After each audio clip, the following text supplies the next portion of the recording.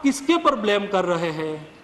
जिन्होंने ब्लेम किया वो मोदी पर किया, भारत सरकार पे किया। रजिस्ट्रेशन कौन करता है? स्टेट करता है। आंकड़ा तय कौन करता है? स्टेट करता है। उसको ही रजिस्ट्रेशन करना होता है, उसको डालना होता है। यहां तो किसी ने मना नहीं किया है। कांग्रेस सांसद केसी वेणुगोपाल के सवाल के जवाब में राज्यसभा में स्वास्थ्य राज्य मंत्री डॉक्टर भारती प्रवीण पवार ने लिखित जवाब में कहा, स्वास्थ्य राज्यों का विषय है। सभी राज्यों और केंद्र शासित प्रदेशों को मौतों की रिपोर्टिंग की विस्तृत गाइडलाइन केंद्रीय स्वास्थ्य मंत्रालय की ओर से जारी हुई है। ऑक्सीजन की कमी के साथ कांग्रेस देश की सरकार को निशाने पर ले रही है। आपको याद होगा कि अप्रैल महीने में आगरा के अस्पतालों में ऑक्सीजन की किल्लत के बीच दिल को झकझोर देने वाली तस्वीर सामने आई थी। कई अस्पतालों में भटकने के बाद एक महिला अपने कोविड संक्रमित पति को लेकर ऑटो से SN मेडिकल कॉलेज पहुंची। पति सांस लेने के लिए तड़प रहा था। ऑक्सीजन नहीं मिलने के कारण पत्नी अपने मुंह से पति को जीवन की सांस देने की कोशिश करती रही, लेकिन लाख जतन के बाद भी वह पति को नहीं बचा पाई। ऐसे ही कई तस्वीरों ने देश का सीना छल्ली कर दिया था, लेकिन सरकार का राज्यसभा में ऑक्सीजन से मौत नहीं होने का बयान चकित कर रहा है। लेकिन अब केंद्र की मोदी सरकार ने राज्यसभा में बताया है कि दूसरी लहर के दौरान ऑक्सीजन की कमी से किसी की मौत की जानकारी राज्यों ने नहीं दी है।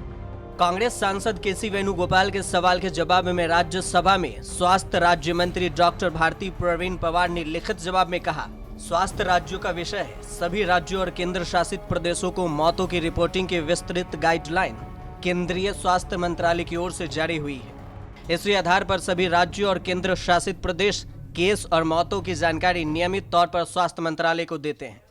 I am totally surprised. Government has given a reply today that nobody in the country has died due to the shortage of oxygen. Actually, the minister misled the House. I will move a privilege against that minister, definitely, because this is actually he misguided and misled the House, giving false information to the House. So we will move a privilege motion against him, definitely.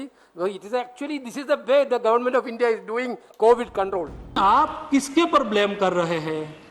जिन्होंने blame किया वो मोदी पर किया, भारत सरकार पे किया। Registration कौन करता है? स्टेट करता है। आंकड़ा तय कौन करता है? स्टेट करता है। उसको ही रजिस्ट्रेशन करना होता है, उसको डालना होता है। यहां तो किसी ने मना नहीं किया है। मोदी जी ने तो कहा कि कोई बैकलॉग है तो भी डाल दीजिए। राज्यसभा में ऑक्सीजन की कमी से मौतों को नकारा गया, लेकिन राज्य ने माना कि दूसरी लहर में ऑक्सीजन की डिमांड हद लांघ गई थी। राज्यसभा में दिए गए लिखित जवाब में बताया गया कि कोरोना की दूसरी लहर में सभी राज्यों तक ऑक्सीजन सप्लाई पहुंचाई गई। कोरोना की पहली लहर में रोजाना 395 मीट्रिक टन ऑक्सीजन की जरूरत पड़ती थी, जबकि दूसरी लहर में रोजाना 9000 मीट्रिक टन ऑक्सीजन की जरूरत पड़ी। केंद्र ने राज्यों तक ऑक्सीजन पहुँचाने के लिए अच्छा फ्रेमवर्क तैयार किया था। सरकार के इस जवाब पर कांग्रेस सांसद राहुल गांधी ने भी ट्वीट कर हमला बोला। उन्होंने लिखा, सिर्फ ऑक्सीजन ही नहीं बल्कि संवेदनशीलता और सत्य की भी भारी कमी थी। केंद्र राज्यों पर मौतों का आंकड़ा बताकर अपना पल्ला झाड़ रहा है, जबकि विपक्ष इस बात को लेकर सरकार को घेर रही है। माफीनामा उन तमाम लोगों को जिनकी मौत को भी हम एक्नॉलेज नहीं कर रहे हैं, जो हम जान ही रहे हैं कि वो मारे गए, कि हम सबको एक साझा माफीनामा उन लोगों के नाम भेजना चाहिए जिनकी लाशें गंगा में तैर रही थी। किसी ने कह दिया ये, किसी ने कह दिया वो। लेकिन सरकार से हमारा सवाल है कि आप आंकड़ा क्यों छुपा रहे हो? कितने लोग हमसे बिछड़ गए, आप बताइए, सही आंकड़ा बताइए।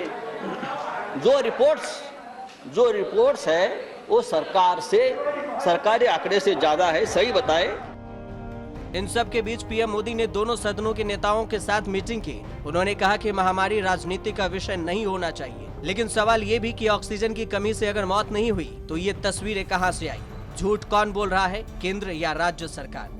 तो वहीं तीसरी लहर के बारे में चर्चा करते हुए स्वास्थ्य मंत्री मनसुख मंडाविया ने राज्यसभा में कहा कि 130 करोड़ लोगों के साथ सभी राज्य सरकारें भी संकल्प ले कि हम देश में तीसरी लहर नहीं आने देंगे।